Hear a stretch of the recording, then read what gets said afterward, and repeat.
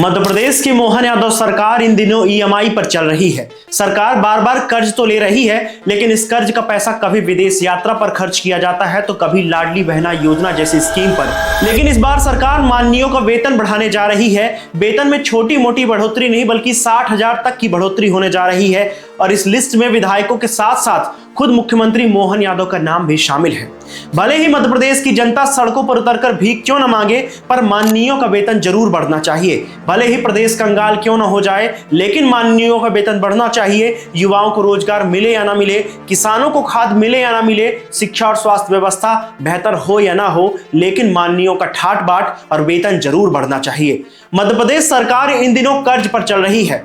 हालात ऐसे हैं कि अब यह राज्य भिखारी राज्य की ओर अग्रसर है। सरकार पर लगभग 4.5 लाख करोड़ से अधिक का कर्ज है, लेकिन इसके बावजूद भी सरकार कर्ज पर कर्ज लेकर अपने विधायकों और मंत्रियों के राजशाही शौक पूरे करने में लगी है। कभी लग्जरी गाड़ियों के नाम पर जनता का पैसा बहाया जाता है तो कभी बंगलों के रेनोवेशन के नाम पर जनता की पूंजी लुटाई जाती है। कभी 30 मिनट की जनसभा में करोड़ों रुपए बहा दिए जाते हैं तो कभी हेलीकॉप्टर का किराया और विदेश यात्रा के नाम पर करोड़ों रुपए खर्च किए जाते हैं। लेकिन इस बार सरकार माननीयों का वेतन बढ़ाने जा रही है और सबसे बड़ी बात कि वेतन में 60,000 तक की सीधे बढ़ोतरी होने वाली है। अब तक मध्य प्रदेश में विधायकों को लगभग 1,10,000 रुपए का वेतन प्रतिमाह दिया जाता था, लेकिन अब इसे बढ़ाकर 1,70,000 तक करने की तैयारी है। इस लिस्ट में विधायक ही नहीं बल्कि खुद मुख्यमंत्री भी शामिल हैं। मुख्यमंत्री के साथ साथ मंत्री और राज्य मंत्री, विधानसभा अध्यक्ष, उपाध्यक्ष और नेता प्रतिपक्ष तक शामिल हैं, जिनकी सैलरी 18 से 30% तक बढ़ाई जाएगी। सबसे बड़ी बात कि जब खुद के वेतन बढ़ोतरी की बात आई तो हमेशा एक दूसरे के खिलाफ रहने वाली भाजपा और कांग्रेस के नेता भी एक साथ खड़े नजर आ रहे हैं। देखिए, बात सिर्फ सैलरी बढ़ाने की नहीं हो रही है, बल्कि बात इसकी हो रही है कि प्रदेश इन दिनों अपने मुश्किल समय से गुजर रहा है। एक समय था जब मध्य प्रदेश पर बीमारू राज्य का कलंक था। काफी मशक्कत के बाद मध्य प्रदेश के माथे से यह कलंक तो हट गया, लेकिन अब फिर से मध्य प्रदेश बीमारू राज्य के बाद कर्जदार राज्य बनने की ओर अग्रसर है। अगर बीते 2 साल के आंकड़ों की बात की जाए तो यह देखने को मिलता है कि मध्य प्रदेश की मोहन सरकार ईएमआई पर चल रही है। कोई नई योजना शुरू करना है, चलो कर्ज ले लेते हैं। लाडली बहनों को पैसा देना है, चलो कर्ज ले लेते हैं। किसानों को पैसा भेजना है, चलो कर्ज ले लेते हैं। इस तरह से मध्य प्रदेश सरकार नए नए कर्ज लेकर प्रदेश को कर्ज के बोझ तले दबाती चली जा रही है। ऐसा भी नहीं है कि सरकार के पास आमदनी की कमी है। अगर दूसरे राज्यों से तुलना करेंगे तो मध्य प्रदेश में डीजल पेट्रोल से लेकर सुबह का नाश्ता और रात का डिनर तक पड़ोसी राज्य उत्तर प्रदेश से महंगा है। 13 दिसंबर 2023 वह दिन था जब मुख्यमंत्री मोहन यादव मुख्यमंत्री पद की शपथ लेते हैं।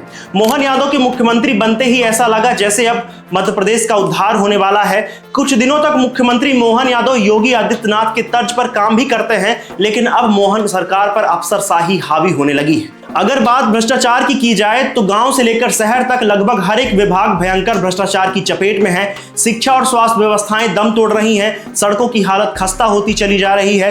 कई जनहित की योजनाएं भी अब बंद हो चुकी हैं और सबसे बड़ी बात कि मोहन सरकार में विधायक और मंत्री अब व्यापारी बन चुके हैं। कोई जमीन के कारोबार में संलिप्त है तो कोई चुपचाप शराब के ठेके चला रहा है। कोई आदिवासियों की जमीन खरीदने में मस्त है तो कोई सजाती अधिकारियों को तैनात कर विभागों से वसूली करवा रहा है। पिछले 2 वर्षों में जिस तरह का भ्रष्टाचार शुरू हुआ है, शायद ही मध्य प्रदेश के इतिहास में कभी ऐसा हुआ होगा और यही कारण है कि 2 वर्षों में प्रदेश की जनता में भी भारी असंतोष व्याप्त है। पुलिस और राजस्व विभाग को देखकर ऐसा लगता है जैसे यह मुख्यमंत्री के नियंत्रण से बाहर हो चुके हैं। सरकार बार बार कर्ज ले रही है और अब मध्य प्रदेश में लगभग 4.5 लाख करोड़ से अधिक का कर्ज हो चुका है, लेकिन इसके बावजूद भी सरकार के खर्चे और ठाट बाट में कोई कमी नहीं है। आपको जानकर हैरानी होगी कि सरकार किराए पर लिए गए विमानों और हेलीकॉप्टरों पर रोजाना 20 से 21 लाख रुपए खर्च करती है।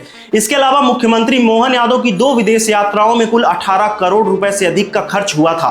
एक तरफ सरकार भारी भरकम ब्याज पर पैसा उठाती है और दूसरी तरफ इस पैसे को लाडली बहना योजना के नाम पर बांट दिया जाता है। यानी जिस योजना को शिवराज सिंह चौहान ने चुनाव जीतने के लिए शुरू किया था, वह योजना अब मोहन यादव के लिए सरदर्द बन चुकी है। आपको यह जानकर भी हैरानी होगी कि भारतीय अंतरिक्ष एजेंसी इसरो, जिसका सालाना बजट कुल 13,416 करोड़ रुपए है, तो वहीं चुनाव जीतने के लिए बनाई गई लाडली बहना योजना का सालाना बजट इसरो के बजट से भी ज्यादा है। मध्य प्रदेश सरकार इस योजना के लिए सालाना लगभग 18,669 करोड़ रुपए खर्च करती है। सरकार पर कर्ज का बोझ इतना हो चुका है कि आज मध्य प्रदेश में जन्म लेने वाले हर एक बच्चे पर लगभग 55 से 60 हजार रुपए तक का कर्ज है और अगर सरकार ने अपनी फिजूल खर्ची पर लगाम नहीं लगाई तो वह दिन दूर नहीं है जब यह राज्य बीमारू राज्य के बाद कर्जदार राज्य के नाम से जाना जाएगा। दोस्तों, मेरा नाम है संजय और यह वीडियो आपको कैसा लगा नीचे कमेंट सेक्शन में जरूर बताएं और ऐसी ही तमाम अपडेट्स के लिए बने रहे चीखती आवाजें के साथ। तब तक के लिए धन्यवाद।